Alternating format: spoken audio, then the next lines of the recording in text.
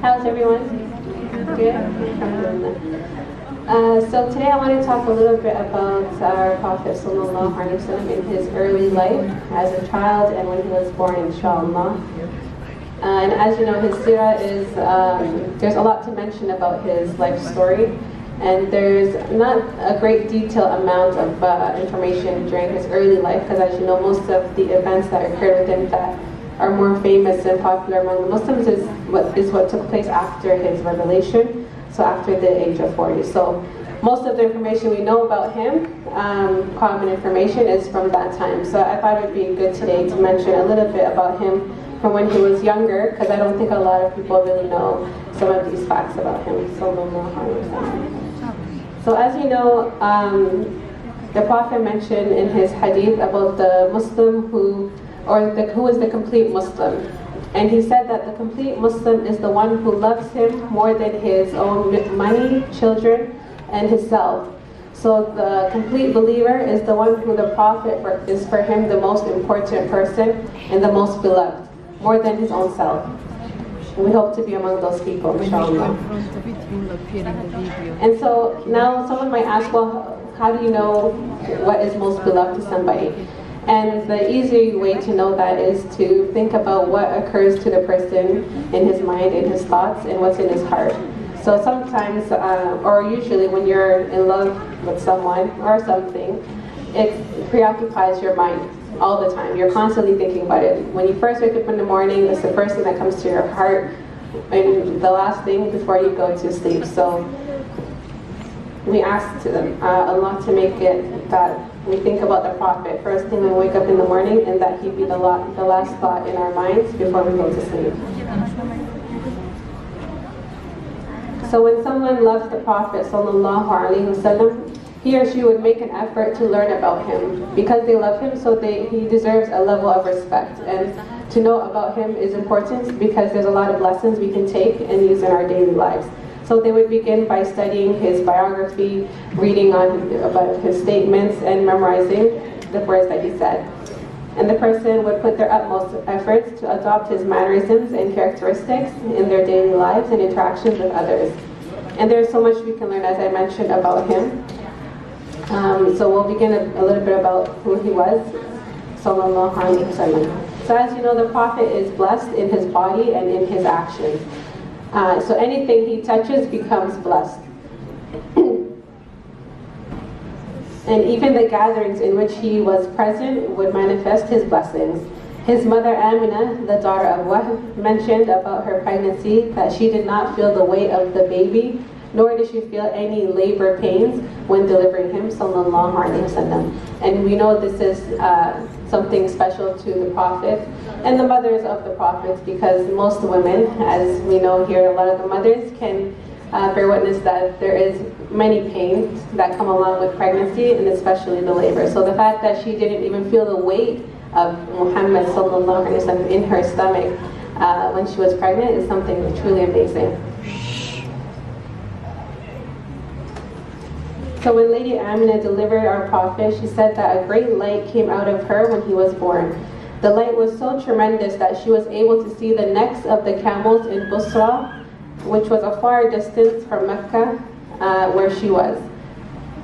And the customs of the elite among the Arabs at the time was to have their infants nursed by wet nursing mothers, or I guess they can call them foster mothers, in the desert. So they would take their newborns and they would have a woman who would breastfeed them outside of the city, so that they would endure some hardships, so when they bring them back to the city, it wouldn't, they would already adapt to the environment. And also to be away from the city dwellers, the child would learn the authentic Arabic without, the pure Arabic, if you want to call it. Because a lot of times in the city, there's a lot of different people mixing, so the language tends to deteriorate over time. So as you know, we mentioned the Prophet was an orphan. His father passed away before he was born, Sallallahu Alaihi Wasallam. So when the women who would come seeking infants to breastfeed heard that there was an orphan baby. So some of the women didn't even decide to go visit the house of Amina, because they thought, okay, well, if he's an orphan, I'm not going to get money, because this was a source of income for them.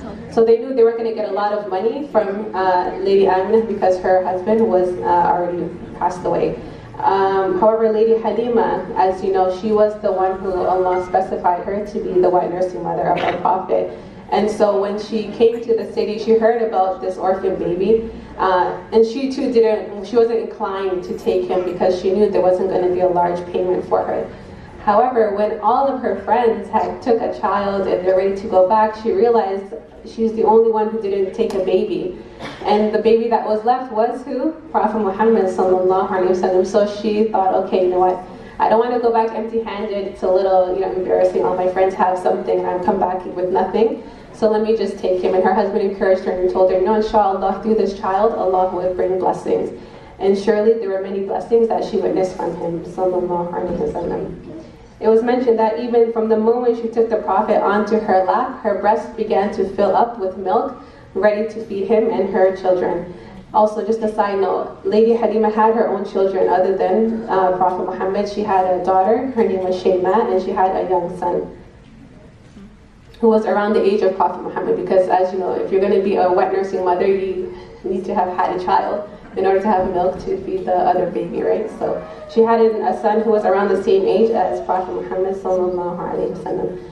And so when she took the Prophet into her household, into her tent, they had an animal there that didn't produce milk for a long time, because this time when they went to the city, there was a drought sort of in where Halima and the other people were living outside of Mecca, or outside of where the city was.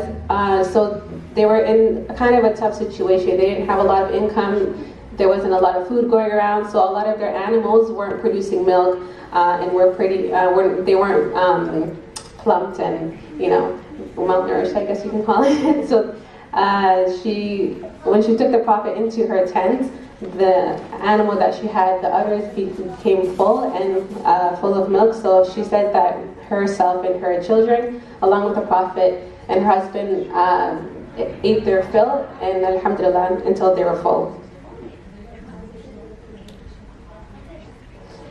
Also, from an early age, our Prophet sallallahu alaihi wasallam endured many hardships. As you know, his father was already dead when he was born, so he was left with his mother, and his mother had a slave woman with her, which was a gift from her husband, which her name was Ayman, which is also known as Barakah.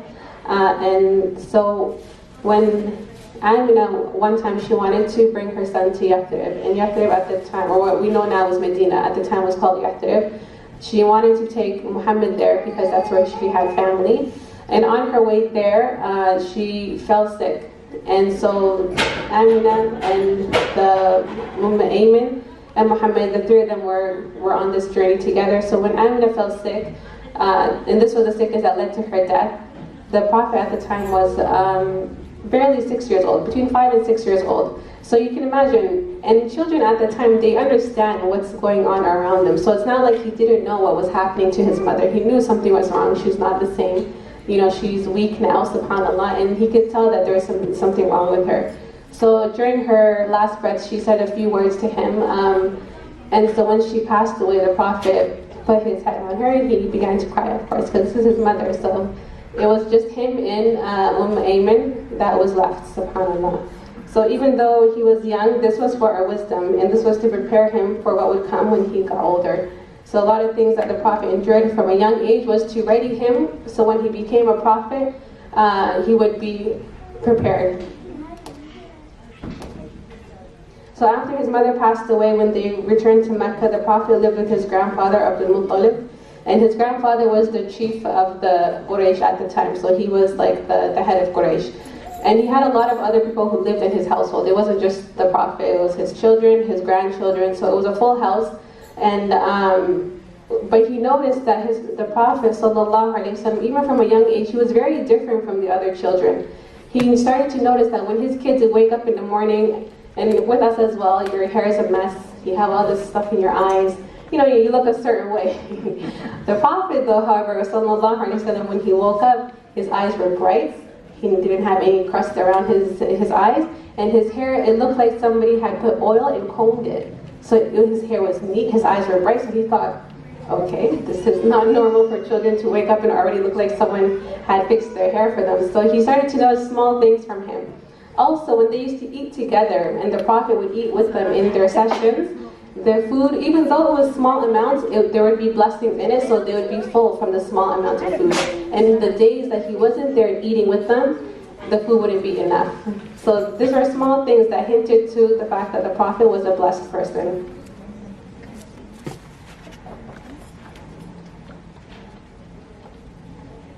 And then after his grandfather Abdul Muttalib had passed away, the Prophet was entrusted with his uncle Abu Talib, and he is the only blood brother with Abdullah, who is the father of the Prophet. So the Prophet had half uncles and half aunts, and the only blood brother made sure that Abu Talib was the one to take care of him.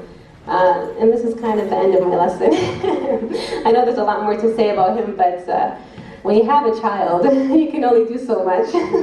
So Muhammad, mashallah, didn't give me enough time to prepare a full long lesson, but alhamdulillah, I'm sure we could take away from what was mentioned here. And so we ask you to make dua for us, inshallah, and we hope that you enjoy the rest of the program here. Assalamu alaikum.